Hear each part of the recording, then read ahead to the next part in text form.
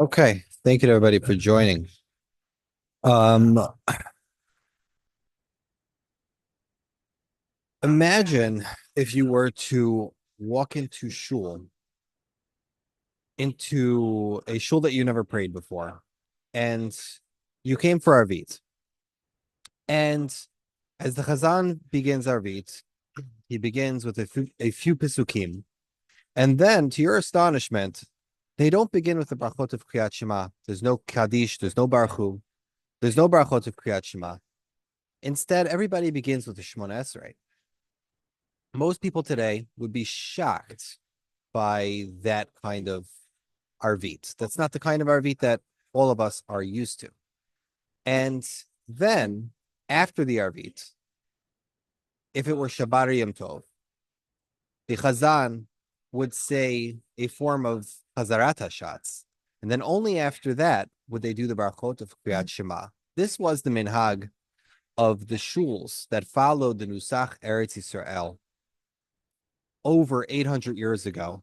And roughly from the 500s all the way to the 1200s, there were shuls that followed the nusach Eretz Yisrael.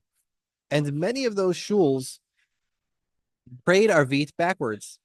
They did not do Kriyat Shema and the brachot of Kriyat Shema before Shemona Esrei. Instead, they did them after. And in order to unravel this kind of oddity, we're going to have to go back to the beginning of the origins of the brachot of Kriyat Shema. And when we retrace our steps, we will find how perhaps this minhag developed, and we'll understand why it went extinct. Now, today's Arvit begins, of course, with Kaddish and Baruch Hu, and then two Berachot. If we look at the Mishnah in Berachot, Perek Aleph, Mishnah Daled, this is a very famous Mishnah. B'shachar mevarech shtayim lefaneha ve'achat le'achareha. In the morning, we say two blessings before Kriyat Shema, ve'achat, and one blessing after Kriyat Shema. Uba'erev, and in the evening, shitayim lefaneha v'shtayim le'achareha, two blessings before Kriyat Shema and two blessings after Kriyat Shema. Achat aruka, ve'achat kitzara, one of them is longer, the other one is shorter. This would appear to be saying that the brachot that are after Kriyat Shema by Arvit, meaning Emet Vemuna Kozot, Emet Vemuna, and Hashkivenu, right? One is longer, one is shorter. It goes on.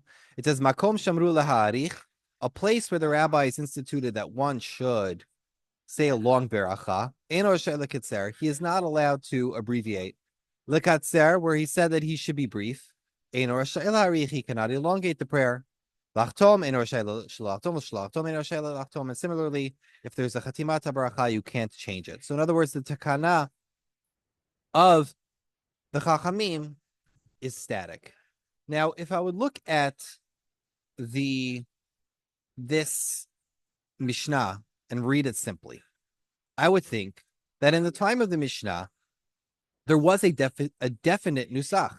The Mishnah is saying, is describing to us the brachot of Kriyat Shema. And it must be that if it's describing to us the brachot of Kriyat Shema, then they had a fixed nusach.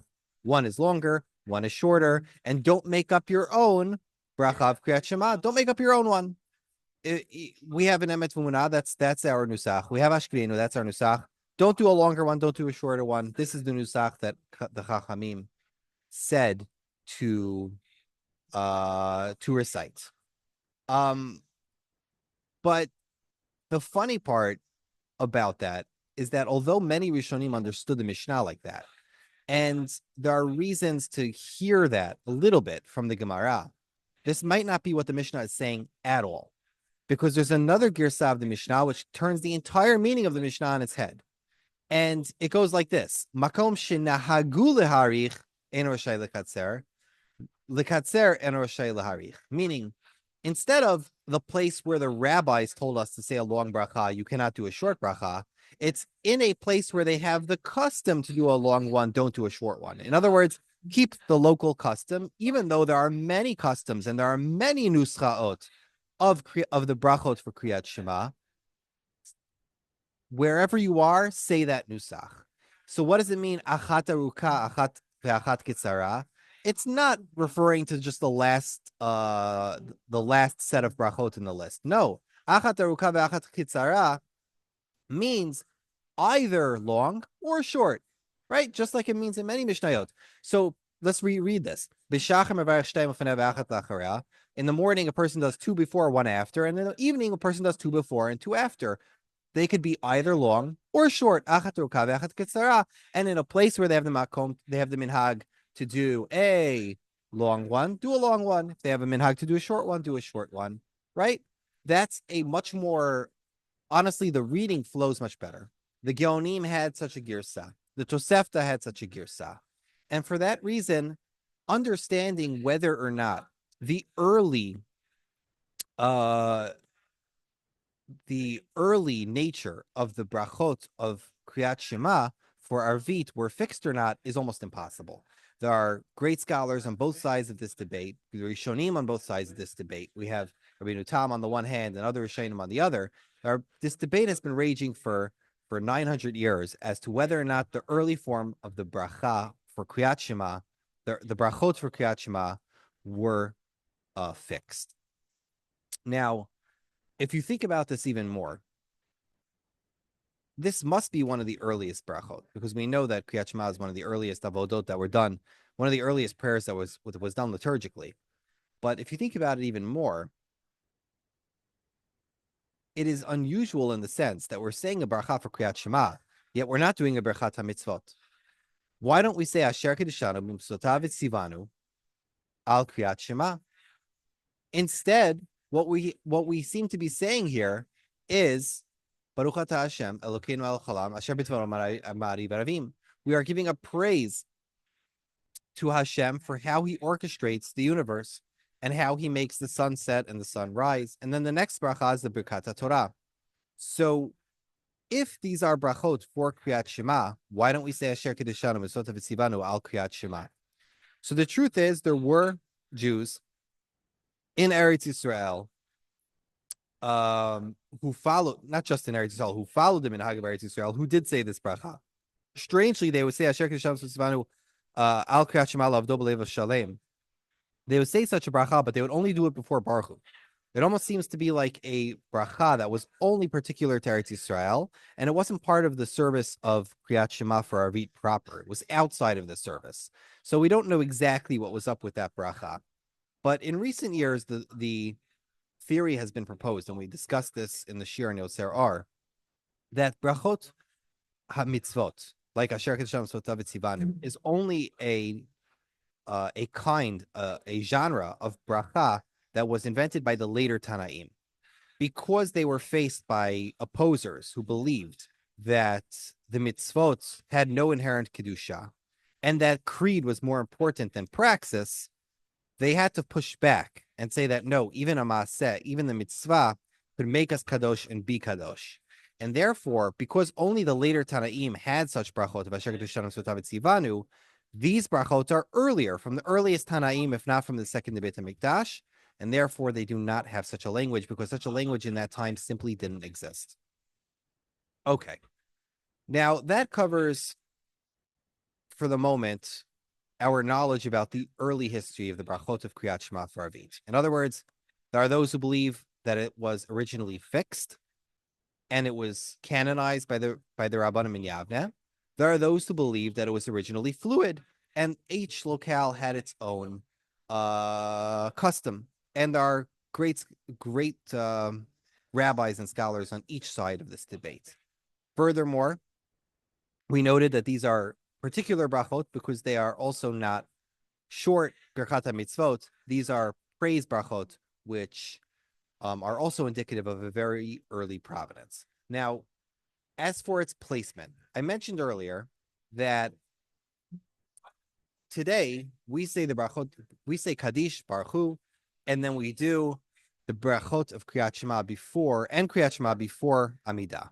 So that's what most people seem to assume, but that's not, and we also would assume that that's the way it's always been. And that's not really the case.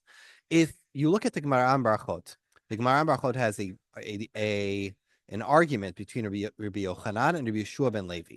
Let's see the Gemara together right here. I have a screenshot of the middle of the page. Amar Mar, the previous price has said, Korei Kriyat Shema mitpalel misayeh le Rabbi Yochanan. A person reads Kriyat Shema and then he prays. This lends support to Rabbi Yochanan. The Amar Rabbi Yochanan says, Ezu ben olam haba, who is worthy of a share in the world to come. This is a person who finishes the bracha at the end of Arvit, the bracha about Geula, and immediately goes into the Amidah, meaning he connects Kriyat Shema, and then he says right afterwards the Amidah. Bishua ben Levi Omer tefilot be'emtza tikinum, that the tefilot were originally instituted in the middle, meaning in the morning you have Kriyat Shema and then Amidah, and at night, and then in the afternoon you have Mincha, which is another Amidah, and then you have at night another Amidah, and then finally it's sandwiched. There's a better word for this, by a final Kriyat Shema. It is enveloped from two sides by Kriyat Shema. So Kriyat Shema is at the beginning and at the end of all the tefillot of the entire day. In other words, Arvit should have Amidah before Kriyat Shema. Now, for a very long time, it was always assumed that Rabbi Yeshua ben Levi was being theoretical, because we had never known of anybody who would do such a thing, that they would do Amidah before the brachot of Kriyat Shema. However, from the Teshuvot of the Geonim and from the sources that we have from some of the Rishonim and from the Geniza, from Cairo, we have learned that this was actually a common practice among the Jews who followed the Minhagim of Eretz Yisrael and the Talmud Yerushalmi. Meaning that for half of Klal Yisrael, this was actually totally normal to do this. And so much so that even the poskim who were not from Eretz Yisrael thought that it was okay to paskin that b'diavad, if a person had to, he could do this. So I'll just give you the context for this sugya. There is the first sugya in Shas, almost the first sugya in Shas, is the sugya in Brachot about when me'ematai Kriyat Shema. When do we say Kriyat Shema? From when do we say Kriyat Shema? And the poskim, how do I say this? The poskim conclude from the Gemara, from that Mishnah, that the conclusion of the Gemara is that a person should pray Kriyat Shema of the evening after Tzeit Kochavim. With leaving all the technical parts out of that, that seems to be the maskana of the Gemara, that a person has to pray Kriyat Shema of the evening after Tzeit Kochavim. Now, once the poskim make this conclusion at the beginning of Masechet Brachot, they say, wait a second, is that true? If that's the case, why do so many synagogues pray Arvit before Tzeit Kochavim? If you pray Arvit before Tzeit Kochavim, what ends up happening is that you're going to say Kriyat Shema before Tzeit Kochavim. So what's going on? And this question doesn't just begin with the Rishonim, it begins even earlier with the Geonim. They asked Rav Haiga on this question. And I'll read to you the question over here. It says, V'shesha'altem, that which you asked me, Tzibur dematzlu tefillat Arvit v'karu Kriyat Shema kodem Tzeit Kochavim v'lo yachil inish la'kuvinu. A congregation which prays Arvit, and they say Kriyat Shema before Tzeit Kochavim, and you don't have the ability to stop them from doing it. Dibavonot kama kilot akilu anafshao bekach umasu kodem Tzeit Kochavim. In our great sin, many synagogues have been lenient, and they've begun to pray Arvit before Tzeit Kochavim, and therefore Kriyat Shema before Tzeit Kochavim. What should we do? So now, I should explain that culturally, for most of Jewish history, it wasn't possible to just leave shul and daven at home, or to set up a break-off minyan. Your community was the community, and every man was expected to be in shul. If you weren't in shul, you were either sick or dead, you left the community and you were becoming Christian. Like, there was no option for an intelligent Jewish man not to come to synagogue at the appointed times. So you couldn't just not do what the tzibur was doing. This was the only minyan in town. And therefore, they're asking Rav Hai, what should we do? Should a person pray with the tzibur, right? Because b'shum b'ravam hadat melech, because you're supposed to daven with a crowd.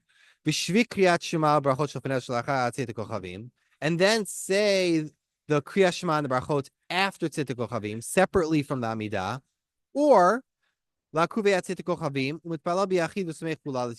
he just, wait until Tzittik Kochavim, not pray with the Kahal, and then do the whole thing later, like Rabbi Yochanan says, to do first Kriyat Shema and then Amidah. So Rav Hai Gaon says, it sounds, he replies like this. He says, the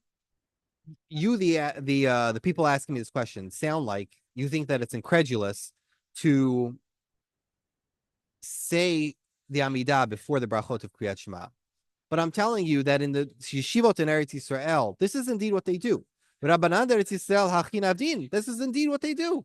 Matzlu shel Arvit ubatarachi karu Kriyat Shema bizmana. In the yeshivot in Eretz Yisrael and the chachamim from there, what they do is they do Amidah first, and then they do the brachot of Kriyat Shema and Kriyat Shema. So what's the problem? It's almost dark. Okay, do the Amidah. Basically, sit quietly while they do the brachot of Kriyat Shema and Kriyat Shema.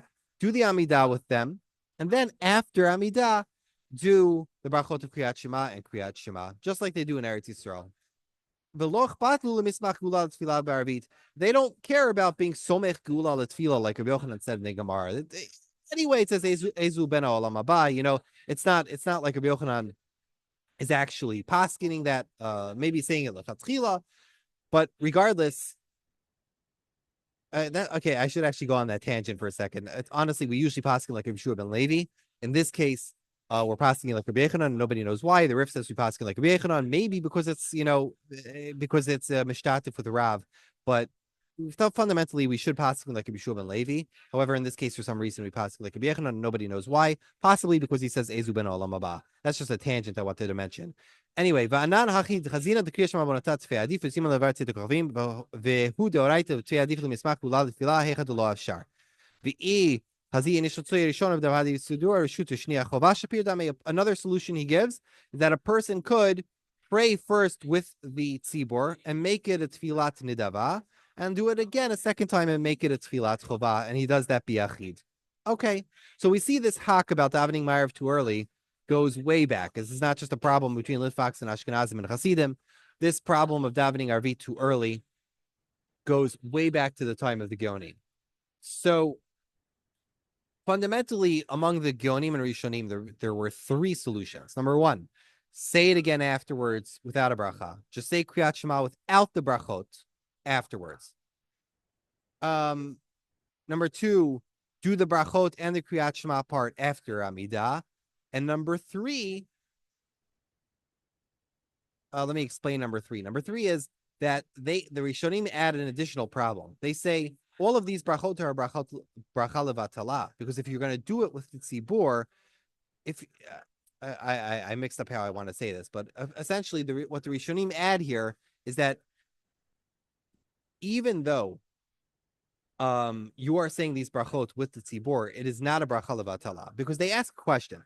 They say, and I'm sorry for being a little bit confusing, but the Rishonim ask another question besides what Hai Gaon was asked. They said, if a person will do Kriyat Shema when it's not in the Zman, that's almost like saying the bracha on matzah on Erev Pesach. Like, you can't do that. It's not the Zman. How could I say a bracha for Kriyat Shema if it's still before Shkia or it's after Shkia? I can't say the bracha to Kriyat Shema. It's a bracha levatala. It's not the Zman for Kriyat Shema. If it's not the Zman for Matzah, you don't say a bracha on Matzah. If it's not the Zman for Kriyat Shema, you don't say the bracha of Kriyat Shema. How is it that you could say the bracha with the tzibur? So for that last problem, the Rishonim find another solution. They say either it's not a bracha levatala, it's not a birkot mitzvot, or you have a reshut to say them with the tzibur. There are multiple solutions for this, but essentially, this halachic question got a lot of discussion in the time of the Rishonim and the Gaonim.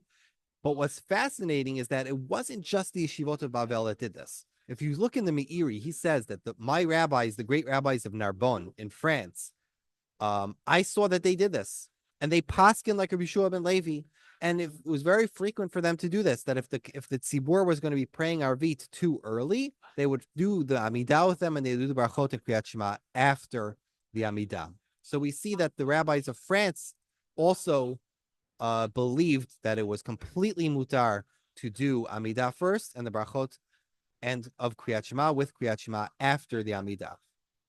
Okay, now let's try as best we could to cover some of the history of the nusach. Most of the best work on this has been done recently by the two Uris, Professor Uri Erlich and Uri Safrai. I think of University of the Negev or Hebrew University, respectively.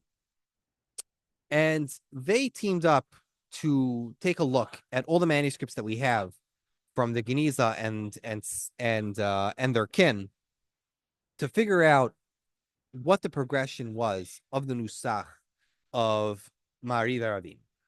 And as with many brachot that we have from the times of Chazal, the earliest forms of the bracha are hinted to in Chazal. For example, the Maran Yud Bet Amar Aleph in brachot says Maariv Aravim. Those are two words, right? And the Gemara on Yud Aleph Amud Bet also says that b'shem Abaya that a person is supposed to say Golel Or Mipnei Choshech v'Choshech Mipnei Or, which is also, those are a couple of words from the Beracha of Maariv Aravim. So we have, just from that, we have a collection of the words from the early nusach. But the complete nusach from the time of the Tanaim and the Amoraim is not yet fully known. But the Geniza does have material which is quite early. And they took all that material and divided it, as usual, into two major recensions.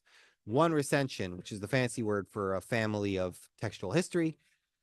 One recension is the nusach of Eretz Yisrael. The other one is the nusach HaBavli. And if you look on the right and the left, I'm going to simplify this and tell you that it's really just two nuschaot.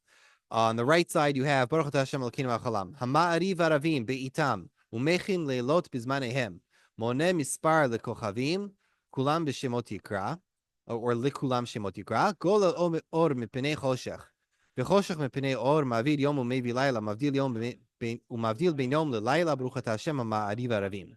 That one is the nusach of Eretz Yisrael that was said by the Jews who followed that minhag until it went extinct in the 1200s with the decline of the shivot of Eretz Yisrael. And on the left side, we have the one that's familiar to us. Asher b'dvaro Maariv Aravim b'chokhmah poteach sharim b'tfunah mishnayim machlit zmanim. Finally,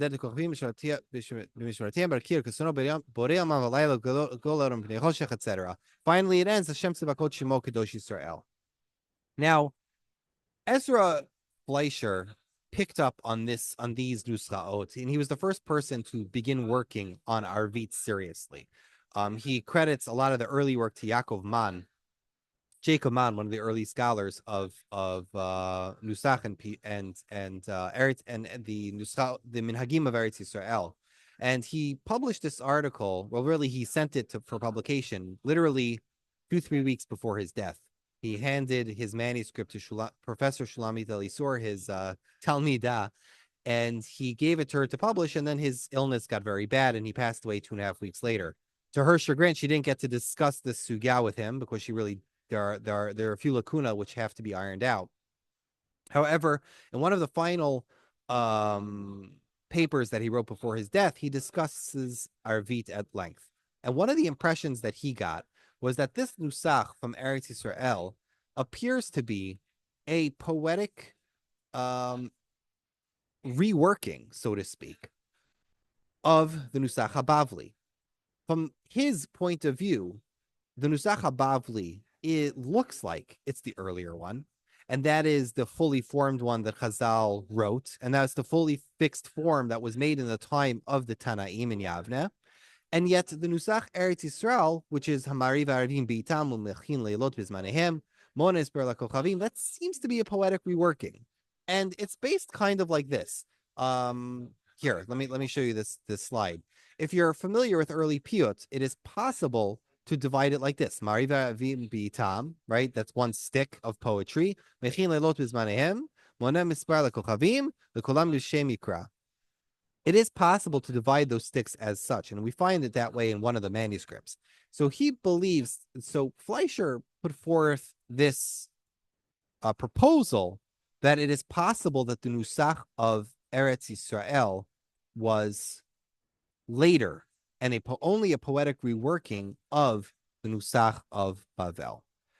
Now, this was championed by Uri Erlich and Uri Safrai. And from the manuscript evidence that they found in the Geniza, they pushed Ezra Fleischer's impression towards a proper theory. And they believed that once they found enough of this manuscript evidence, it became clear to them that this was the truth, that the nusach of Bavel, and they do a tremendously beautiful critical review of all of those texts, and they come to the conclusion that Fleischer was right, and the nusach Eretz Yisrael is later, and the nusach Habavli is earlier.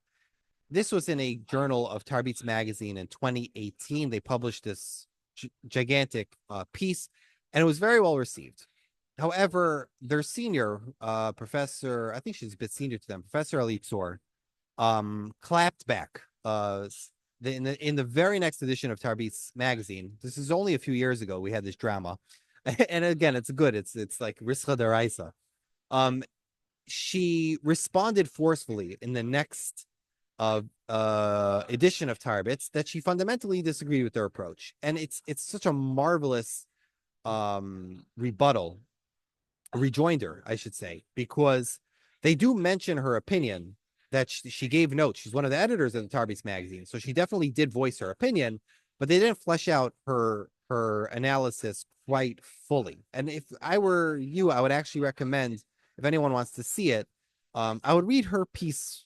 Like, you print out both of them side by side, and you could browse the Ehrlich piece, but also read her piece first, because it is just a remarkable work of analysis, where she fundamentally argues that neither of them is necessarily earlier. These two nuschaos probably are either contemporaneous, either they were from the same time period, or the nusach of Eretz Yisrael is earlier. And she bases her arguments on a few things. First of all, the proofs that Uri Erlich and Uri Safai bring from the manuscripts are not good proofs. The 5 times that in Nusach Eretz Yisrael they have it the way the Bavliim do, those are not really purely Nusach Eretz Yisrael manuscripts. So she argues fundamentally on the primary data. She says the data you have is flawed. Number 2, the language itself, she doesn't think that this is Nusach of Piyut, because to call it piyut is a very specific term. Piyut is when you're substituting a nusach hakeva with a nusach mefuyetet. That is not what is happening here. And I'm sorry to get technical. Yes, the wording might be poetic, but this is not piyutit. This is not this is not a work which is a piyut. Rather, this is an early bracha. The very early brachot tried to be, they would use archaic language in order to be exalted. So this is very common with all liturgies, whether it's Jewish or otherwise, where typically the authors of a liturgy will use archaic language in order to make the words of the prayers sound like they were created rather than invented. So in Tanakh, for example, the major poetic device is parallelism. And the early Paitanim would never use it because parallelism as a poetic device was too biblical for them. They typically avoided it. But the early authors of the brachot, the earliest brachot that we have a lot of parallelism. And the earliest brachot that we have very often quote brachot as the final, they will quote a pasuk from Tanakh as the final part of the bracha. And here too we have that. Mona misper lekochavim lekulam b'shemot yikra. Just that's a pasuk in Tehillim. So to her, it's clear that this is not indicative of a poetic reworking, the nusach mifuyetet. Rather, it is a poetic language which is characteristic of early berachot that were written in the time of the Tanaim. And lastly, this is a very interesting one if you like getting technical, because of the word asher bidvaro. If you are familiar with how brachot work, Yosef Heinemann recognized a long time ago. He pointed this out. This is a brilliant thing to notice when you're studying brachot. That asher, whenever a bracha starts with the word asher, the next words are going to be in the past, right? Asher yatzar et adam b'chokhmah, or asher kiddeshanu b'misotav, or asher bachar banu, right? After you say the word asher, you're going to bring the rest of the clauses are going to be in the past tense. And this is true by almost all brachot, except asher bidvaro Maariv Aravim, which is in the present tense, which with his word, he brings on evenings, right? That's in the present tense. So if that is true, she sees Asher Bidvaro as not being an anomaly, but being a later addition. It is something that was brought on later to the text, and it really the bracha began Baruch Atah Hashem Maariv Aravim, and that's why the Gemara calls it juxtaposes them Yotzer Or and Maariv Aravim, because those two brachot begin with the words Yotzer Or and Maariv Aravim. It's only the nusach Bavel, which possibly came later, which added the words Asher Bidvaro Maariv Aravim. I will point out that there's a distinction between the Amoraim and the Tanaim, in that most of the time the Amoraim will call a bracha by its chatima, and the Tanaim will call a bracha by its piticha, but that's neither here nor there. Okay. To add to that, there's two more points I want to do before we end, and that is there's a difference between the Sfaradi and the Ashkenazi nusach. In the Sfaradi nusach, we say Asher bidvaro ma'ariv aravim bechokma. Poteach sharim bitfuna, mishanei tim u'machlivit zmani. However, the Ashkenazim have a different structure. They say Asher bidvaro ma'ariv aravim u'bechokma poteach sharim u'bitvuna mishanei tim. Right? They have vubs over there. So if you say that that Asher bidvaro is later, then originally that would mean that the Ashkenazim are wrong. And originally, the Sfardim were right. It was Maariv Aravim bechokma, poteach sharim bitfuna, mishanetim u'machlivit zmanim. But if you say that the nusach Bavel did originally include Asher bidvaro, and Erlich and Safrai are right, then there is no vav, and it would be Asher bidvaro Maariv Aravim bechokma, poteach sharim bitvuna mishanetim. So how you understand the bracha itself is taloi in this machloket as to which one was earlier or which one is more correct. Lastly, the Sfaradim used to do exactly like the Ashkenazim. The Sfaradim used to say Asher bidvaro Maariv Aravim u'bechokma poteach sharim. Most Sfaradim used to say this. However, in the Rav Chaim Vital mentions that his Rebbe used to do it the way that the Sfaradim do it today because they copy their Arizal. And because the Rav Chaim Vital said that his Rebbe preferred the minority Spanish nusach, where they would say Asher bidvaro Maariv Aravim, and they would stop, and then they would say where they do Asher bidvaro Maariv Aravim b'chokhma, and then stop poteach sharim bitvuna. Because Rav Chaim Vital says that about his Rebbe, that his Rebbe followed the minority nusach, that became the majority nusach among the Sfaradim. Okay. Lastly, Hashem Tzivakot Imanu Miskavlanu. At the very end, sorry, it says Hashem Tzivakot Shemo Kedosh Yisrael. The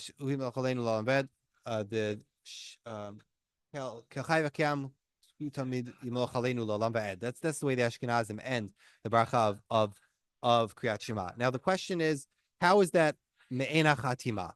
Meaning, why at the end of a bracha about darkness and light, about Hashem making it night or day? Why do we end with a pasuk about Hashem, Lord of hosts, is his name, the Holy One of Israel? You're supposed to say the topic of the bracha at the end of the bracha, right? What the bracha is talking about has to be mentioned at the end of the bracha.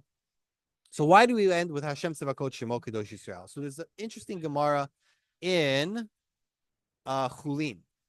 I, for some reason, didn't take a screenshot of this. I thought I put this in. I'm sorry. The Gemara says, and I'll share my screen, a very interesting story. The Gemara says, I'm sharing with you Peizayin Amud Aleph in Chulin. Tashima Damar Le Ahutidoki Rabbi. A certain heretic came to Rabbi Yehuda Nasi, and he said, this guy must have been like what do they call this? Bitheistic? I forgot what the word is. No, there's a better word for that. Binitarian or Zoroastrian. He said, Mishi Yatzar Harim Lo Bara Ruach. He who created the mountains did not create wind. Umisha Bara Ruach Lo Yatzar Harim. He who created wind did not create the mountains, did not form the mountains. The pasuk says in Amos, Kine Yotzer Harim Bore Ruach.